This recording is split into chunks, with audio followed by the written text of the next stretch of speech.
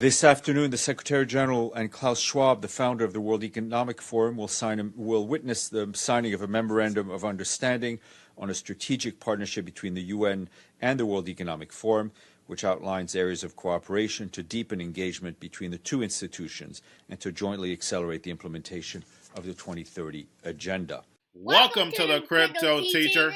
And guys, I come back with that video just to make you think. And we have the Agenda 2030 to be sped up. And guys, we know that's the fourth industrial revolution where the robots, algorithms, and drones take over the economy and the sheep go inside the metaverse. Now guys, we have chain analysis, speaking of terror. And I've discussed chain analysis several times. They know exactly what happened. We know everything that's done on blockchain is recorded.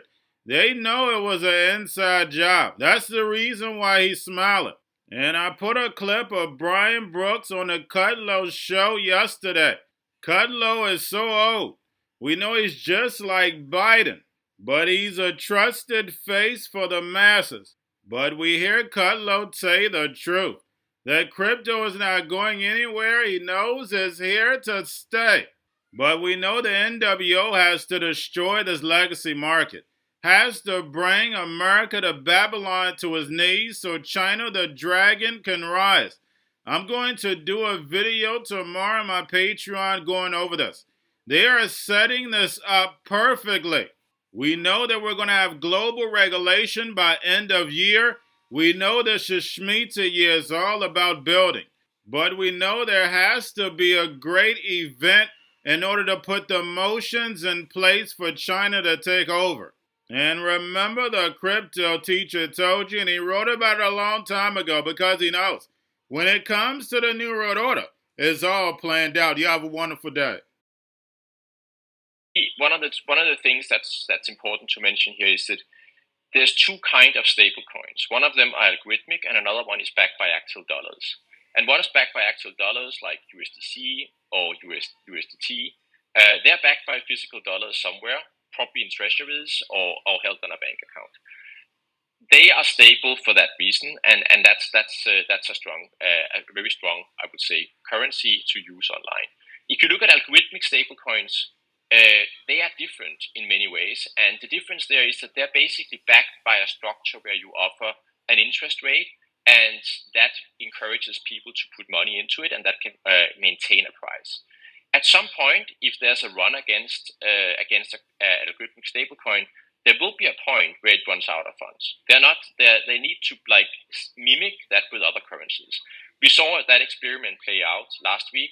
We saw that the money basically was in the end up being gone, and they couldn't withstand the pressure. It's something, an attack against against Luna was happening. That was clear.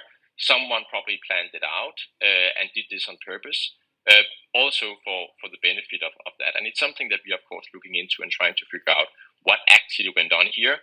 All of the data is stored forever, so it's something that there's time to look into and understand.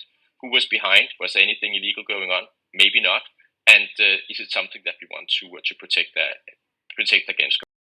He was the CEO of Bitfury. Oh no, he is the CEO of Bitfury, and he's former CEO of Binance.us. So that was a Bitcoin company. He's also, I knew him in the White House. He was an acting controller of the currency. All right. So Brian Brooks. First of all, tell me where you agree and disagree with my riff. I mean, what do you think? Is this a calamity? Is this a catastrophe? Should we throw the baby out with the bathwater? Is Bitcoin and the rest of it here to stay or not? What are you thinking? Well, Larry, first of all, I was going to accuse you of hacking my phone because I couldn't have written a better script, if I tried. Okay. I think that, look, the really smart thing that you say at the end is we have cryptocurrency for one reason, and that is a belief that the dollar and the banking system might not be as strong as we thought they were, right? So you talk about the decline in the S&P, the decline in Bitcoin.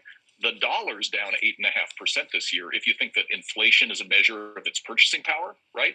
And the point of Bitcoin and other cryptocurrencies is to build a system that can't be politicized and that can't be used, for these kind of ends that our easy money policies of the last 10 or 12 years in America have been about. That's what crypto's all about. Now, yes, it has been a dramatically risk-off environment the last couple of weeks. Feels like the world's coming to an end. But that doesn't mean that Bitcoin's going away. What it means is people are assessing where is a safe haven in a storm. I mean, go back and think about this. So Bitcoin, of course, is in the news, not just Bitcoin, Coinbase, Ethereum. The other one is this Terra US dollar, which allegedly was linking its digital currency to the dollar, but that kind of broke down. Now, this stuff is very much in the news. People are losing a lot of money in the short run, although all the risk assets are losing money, but maybe the Bitcoins of the world worse. But the point is, what does the future hold? I mean, Brian, I think it's here to stay.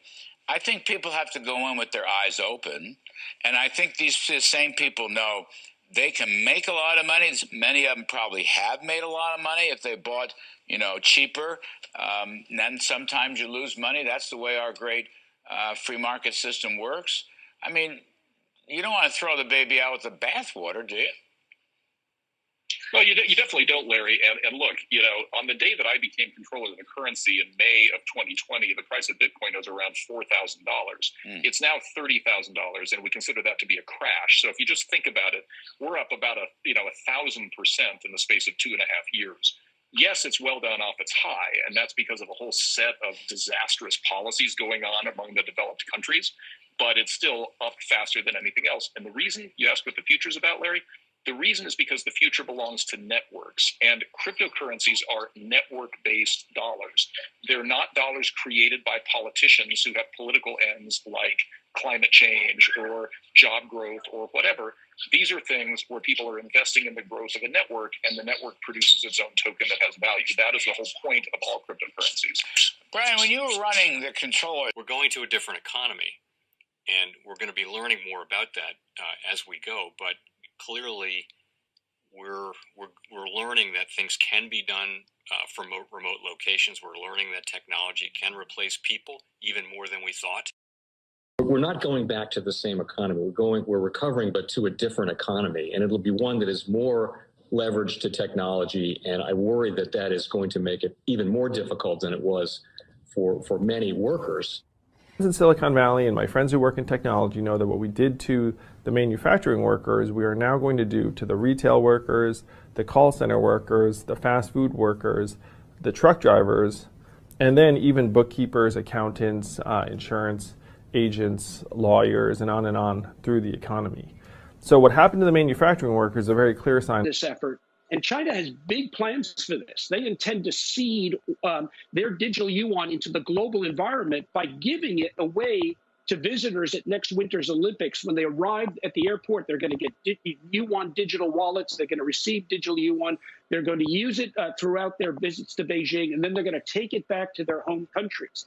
They see this as a huge advantage. Why? Because who controls the underlying protocols, who controls the underlying standards of the future of money will control the future of money.